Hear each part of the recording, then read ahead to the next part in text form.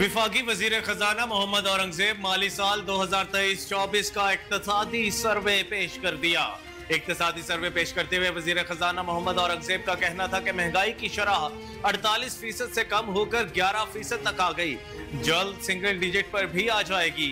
Policy rate को बतदरीज नीचे आना चाहिए। महंगाई में कमी की वजह से ही स्टेट बैंक ने शरह सूद को कम किया। वजीर खजाना मोहम्मद औरंगजेब का कहना था कि IMF के पास जाने के सिवा कोई प्लान भी नहीं था। IMF पे पास ना जाते तो आज अहदाफ का तयन न कर पाते। रवा माली साल GDP ग्रोथ में बड़ी सनतों की ग्रोथ अच्छी न रही। ज़राअत ने अच्छा किरदार अदा किया है। लाइफ स्टॉक भी बेहतर रही। माली साल 2022-23 में शरह नमू 2% कम हुई थी और रुपए की कदर में 29% कमी हुई। इन मसाइल के साथ हमने माली साल 2023-24 का आगाज किया। बुलंद शरह सूद और महंगी तवानाई के सबब लार्ज स्केल मैन्युफैक्चरिंग मुतासिर हुई। रवा माली साल रेवेन्यू कलेक्शन में 13% इजाफा हुआ। करंट अकाउंट खसारा $50 करोड़ तक महदूद रखने में कामयाब हुए।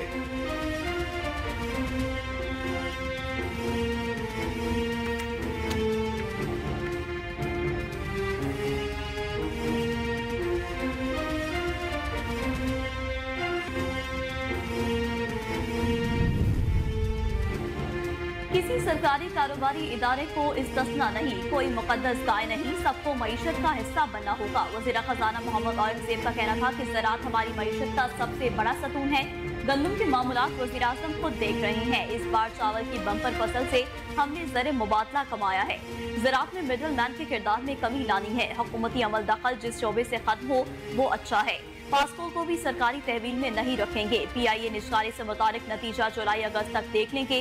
हम सिर्फ इस्लामाबाद एयरपोर्ट की निजकारी तक नहीं रखेंगे। सरकारी इदारों में 1000 अरब रुपए का खसारा बर्दाश्त नहीं कर सकते। स्टील मिल्स की बहाली का कोई इम्कान नहीं, सिर्फ स्क्रैप में बिकेगी। स्टील मिल्स में लोग बैठे हैं, गैस भी इस्तेमाल हो रही है। इन्वेस्टमेंट टू GDP 50 साल में कम तरीन होने की बात दुरुस्त है। PSDP में अहम नोयत के मंसूबों को फंड्स देंगे। अब हमारे हाथ बन चुके हैं, कम अहमियत के मंसूबों को शामिल नहीं कर सकते। उन्होंने कहा कि हमारे मुल्क में इम्पोर्टेड महंगाई का बहुत बुरा असर है। हम आइंदा वाली साल भी कर्ज रूल ओवर करवाएंगे। NEC ने गुज़िश्ता रोज कुछ फैसले वापस लिए। निगरान हुकूमत में कुछ इकदाम लिए थे जिनको वापस लिया गया।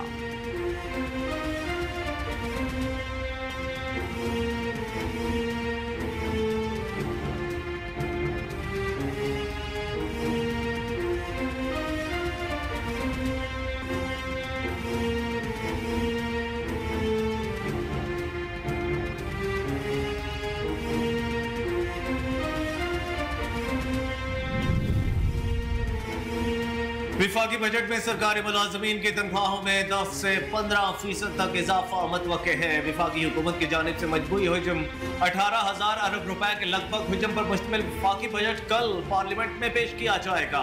बजट में सरकारी मुलाजमीन की तनख्वाहों में 10 से 15% तक इजाफा मुतवक्के है। टैक्स वसूलियों का हदफ 12.9 ट्रिलियन रुपए मुकर्रर किए जाने का इम्कान है। ज़राए के मुताबिक बजट में सूद और कर्जों की अदायगियों का तखमीना 9.5 ट्रिलियन रुपए लगाया गया। तवानाई के शोबे में सब्सिडीज के लिए 800 अरब रुपए मुख्तस किए जाने और विफाकी टैक्स रेवेन्यू 12.9 ट्रिलियन रुपए के लगभग मुकर्रर किए जाने का इम्कान है।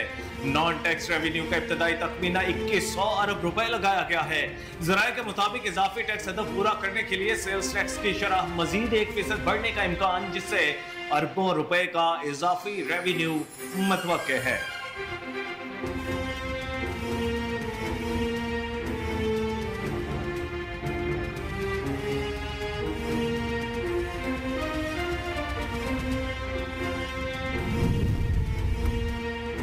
नए माली साल के बजट में विफाक और सूबों के तरक्याती बजट में 1000 अरब रुपए के इजाफे का फैसला किया गया। अलामिया के मुताबिक आइंदा माली साल मौशी शरह नमू का हदफ 3.6% मुकर्रर किया गया है। ज़राई शोबे की तरक्की का हदफ 2% मुकर्रर किया गया। सनती शोबे की तरक्की का हदफ 4.4% और बड़ी सनतों की शरह नमू का हदफ 3.5% रखा गया है। खदमात के शोबे की तरक्की का हदफ 4.1% और GDP में मजमूई सरमायाकारी का हदफ 14.2% मुकर्रर किया गया। आइंदा माली साल अफरात ज़र का औसत हदफ 12% मुकर्रर किया गया है। नए माली साल के लिए वफाक और सूबे मिलकर तरक्याती मंसूबों पर 3,792 अरब रुपए खर्च करेंगे। आलमी बैंक की जानिब से पाकिस्तान के लिए $1 अरब कर्ज की मंजूरी दे दी गई। $1 अरब कर्ज की मंजूरी आलमी बैंक ने दासो हाइड्रो पावर प्रोजेक्ट के लिए दी है। इजाफी फंड्स की मंजूरी दासो हाइड्रो मंसूबे के फेज 1 पर खर्च की जाएगी। आलमी बैंक का कहना है कि मंसूबे से बिजली की सप्लाई में बेहतरी और तोसी होगी, साथ ही अवाम को समाजी और मुआशी सहूलियात तक रसाई भी हासिल होगी। दासो हाइड्रो मंसूबा पाकिस्तान के लिए गेम चेंजर साबित होगा। इससे पाकिस्तान में सस्ती बिजली पैदा हो सकेगी। वर्ल्ड बैंक के मुताबिक मंसूबा मुकम्मल होने पर 4320 मेगावाट से 5400 मेगावाट बिजली पैदा होगी। पहले मरहले में बिजली का पैदावारी तखमीना 2160 मेगावाट है।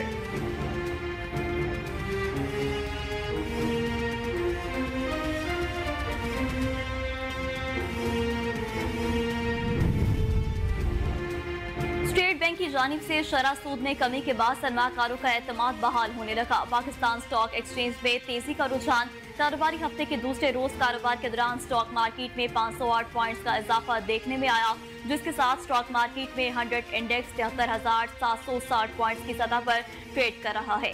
गुज़िश्ता रोज कारोबार के दौरान स्टॉक मार्केट में मंदी देखने में आई। 501 पॉइंट्स कमी के साथ 100 इंडेक्स 73,252 पॉइंट्स की सतह पर बंद हुआ था। दूसरी जानिब इंटरबैंक में अमरीकी डॉलर की कदर में बेहतरी का सिलसिला बरकरार है। कारोबारी हफ्ते के दूसरे रोज इंटरबैंक में अमरीकी करेंसी की कीमत में 27 पैसे का इजाफा हुआ, जिसके साथ इंटरबैंक में डॉलर 278 रुपये 60 पैसे पर ट्रेड कर रहा है।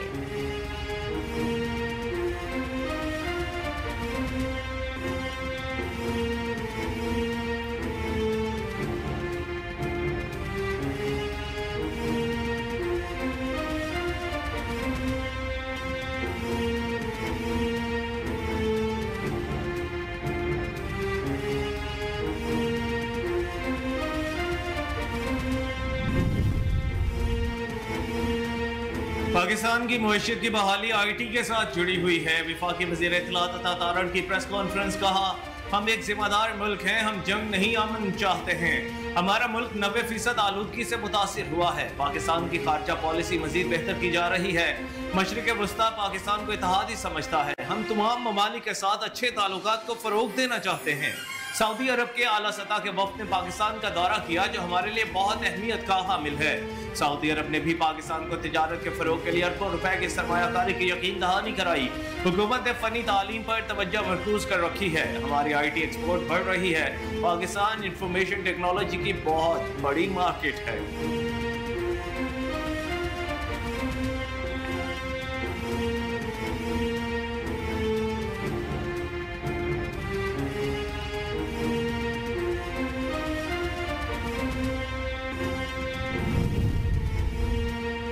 हाईकोर्ट में इलेक्शन तरमीमी ऑर्डिनेंस और इलेक्शन कमीशन में ट्रिब्यूनल तब्दीली से मुतालिक जारी कार्रवाई के खिलाफ PTI के दरख्वास्त पर समाअत। Chief justice Islamabad high court ने इस्लामाबाद के इलेक्शन ट्रिब्यूनल तब्दीली पर बरहमी का इजहार किया। शोएब शाहीन एडवोकेट ने मौक़िफ़ इख्तियार किया कि इलेक्शन ट्रिब्यूनल ने लीगी MNAs को वक्त दिया, लेकिन उन्होंने ट्रिब्यूनल में कोई जवाब तक जमा नहीं करवाया। जस्टिस आमिर फारूक ने इस्तफसार किया कि क्या ट्रिब्यूनल को तब्दील क्यों किया गया। सरकार मुझे समझाए, साल पहले ये तरमीम खत्म की, अब फिर ऑर्डिनेंस के जरिए ले आए हैं। कायम मकाम सदर कैसे ऑर्डिनेंस जारी कर सकता है? क्या इमरजेंसी थी कि रातों रात ऑर्डिनेंस आ गया? सिस्टम को सिस्टम रहने दें। चीफ जस्टिस ने कहा कि इलेक्शन ट्रिब्यूनल का नोटिफिकेशन आपके पास नहीं तो फिर मीडिया के पास कैसे चला गया? इलेक्ट्रॉनिक मीडिया को नए ट्रिब्यूनल की तश्कील का कैसे मालूम हुआ? आप गलत कर रहे हैं, ऐसा ना करें। सोच समझकर जवाब दीजिएगा। आप सोच लें आपने क्या करना है।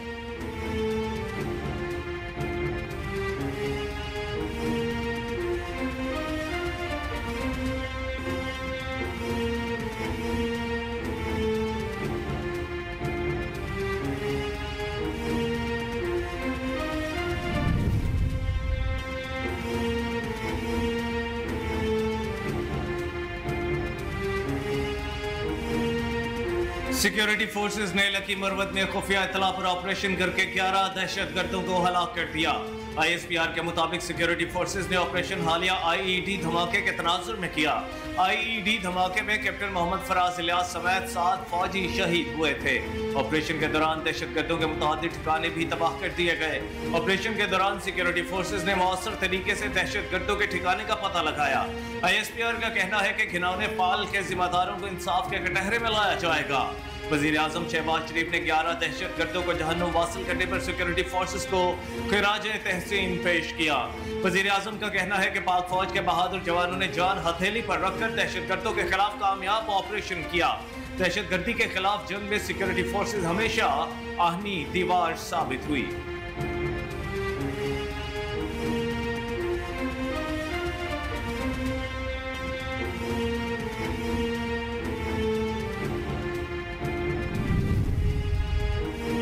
लाहौर हाईकोर्ट ने हित्तक इज्जत के कानून के 3 सेक्शन 3, 5 और 8 पर अमल दरामद अदालती फैसले से मशरूत कर दिया। पंजाब में हित्तक इज्जत के कानून के खिलाफ दायर दरख्वास्त पर जस्टिस अमजद रफीक ने समाअत की। अदालत ने अटॉर्नी जनरल और एडवोकेट जनरल को मामलत के लिए नोटिस भी जारी कर दिए। पंजाब हुकूमत समेत दीगर को नोटिस जारी करते हुए जवाब तलब कर लिया गया। जस्टिस अमजद रफीक ने इस्तफसार किया कि ये कानून कैसे आज़ादी इजहार राय और बुनियादी हकूक के खिलाफ है। वकील दरख्वास्त गुजार ने कहा कि इस कानून के मुताबिक आप बगैर सबूत कार्रवाई कर सकते हैं। जस्टिस अमजद रफीक ने रिमार्क्स दिए कि अगर चीफ मिनिस्टर कोई बयान दे तो आप उसको अदालत ले आए, ये गलत बात है। जस्टिस अमजद रफीक ने रिमार्क्स दिए कि चीफ जस्टिस कोई नाम तजवीज करके भेजे तो हो सकता है कि हुकूमत कहे कि नाम हमारे फला वजीर को पसंद नहीं, ये कोई सौदेबाजी या दुकानदारी तो नहीं है।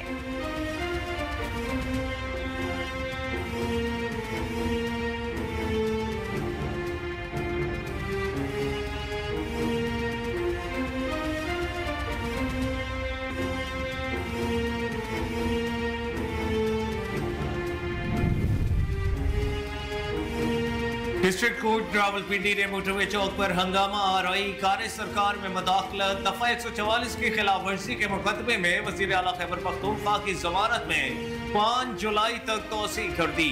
रावलपिंडी मोटरवे चौक पर हंगामा आरआई कार्य सरकार मुदाखलत दफा 144 के खिलाफ वर्जी के मुकदमे में दरखास्त जमानत पर समाअत एडिशनल सेशन जज राजा फैसल रशीद ने की। वजीर आला खैबर पख्तूनख्वा अली अमीन गंडापुर मसरूफियत के बायस पेश न हो सके। अदालत ने अली अमीन की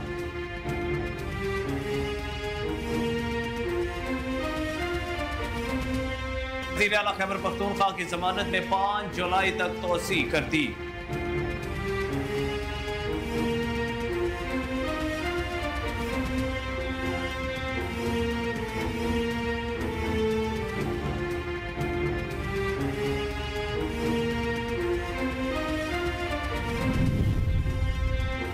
चीन का दौरा कामयाब रहा, CPEC-2 पर काम तेजी से आगे बढ़ेगा। वज़ीर आज़म शहबाज शरीफ का कहना था कि CPEC-2 मंसूबे पर तफसीली गुफ्तगू हुई। बहुत जल्द चीन से आला सतह का वफ़द पाकिस्तान आएगा।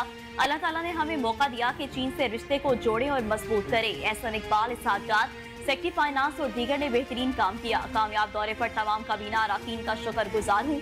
वज़ीर आज़म का मज़ीद कहना था कि दौरा चीन में सिक्योरिटी से मुतालिक मामलात एजेंडे में सर फहरिस्त थे। चीनी बाशिंदों की सिक्योरिटी से मुतालिक चीनी हुकूमत को यकीन दहानी करवाई गई।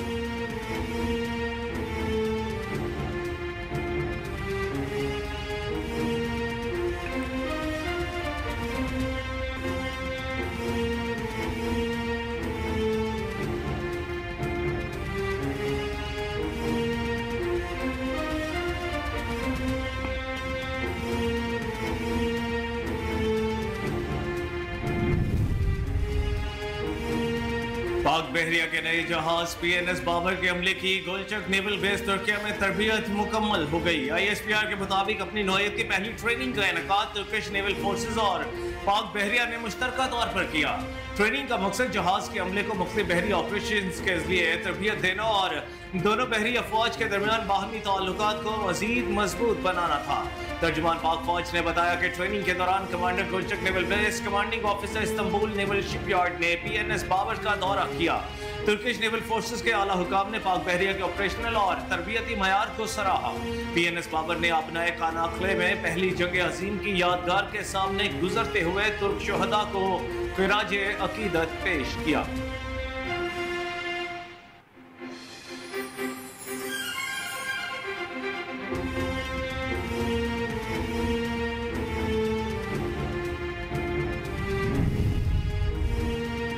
वफाकी हुकूमत ने ईद उल अज़हा पर आम तातीलात का ऐलान कर दिया। काबीना नवीन की जानिब से जारी नोटिफिकेशन के मुताबिक वज़ीर-ए-आज़म शहबाज शरीफ ने ईद उल अज़हा की छुट्टियों की समरी की मंजूरी दे दी। नोटिफिकेशन के मुताबिक 17 जून से 19 जून तक छुट्टियां होंगी।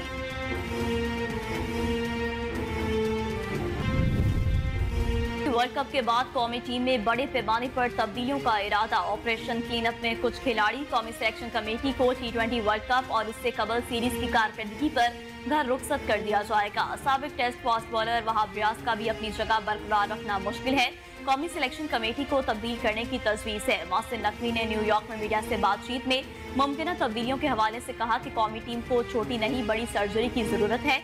कप्तान Babar Azam, head coach Gary Kirsten, senior manager Wahab Riaz और असिस्टेंट कोच अजहर महमूद की रिपोर्ट्स की बुनियाद पर तब्दीलियां की जाएंगी और साबिक डायरेक्टर मोहम्मद हफीज की रिपोर्ट का भी जायजा लिया जाएगा। आजम खान, इफ्तिखार अहमद, उस्मान खान, मोहम्मद आमिर और अमाद वसीम को टीम में जगह बरकरार रखना मुश्किल दिखाई दे रहा है।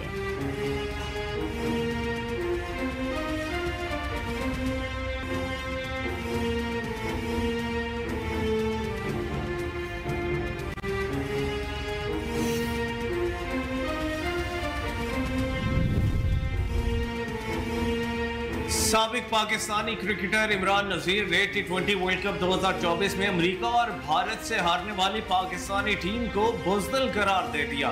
साबिक क्रिकेटर इमरान नजीर ने कहा कि भारत के खिलाफ मैच में 120 रन का हदफ था और टीम की टांगें कांप रही थी।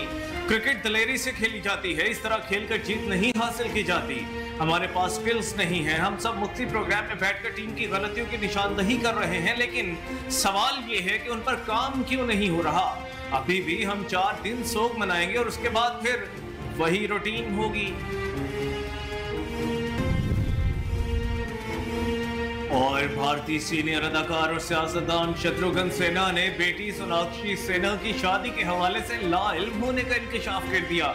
भारतीय मीडिया ने यह दावा किया है कि सोनाक्षी सिन्हा अदाकार जहीर इकबाल के साथ शादी करने जा रही हैं और शादी की तकरीब का इनेकाद 23 जून को मुंबई में किया जाएगा। सोनाक्षी सिन्हा और जहीर इकबाल की शादी की खबर ने स्टार जोड़ी के मदाहों को खुश कर दिया। शत्रुघ्न सिन्हा ने जोड़ी के लिए नेक तमन्नाओं का इजहार किया है। मीडिया से बात करते हुए शत्रुघ्न सिन्हा ने हैरानकुन मौक़िफ़ दे दिया। कहा, मैं इस वक्त दिल्ली में हूँ और सोनाक्षी सिन्हा की शादी के हवाले से कुछ भी नहीं जानता। मुझे भी इतना ही पता है जितना मीडिया जानता है।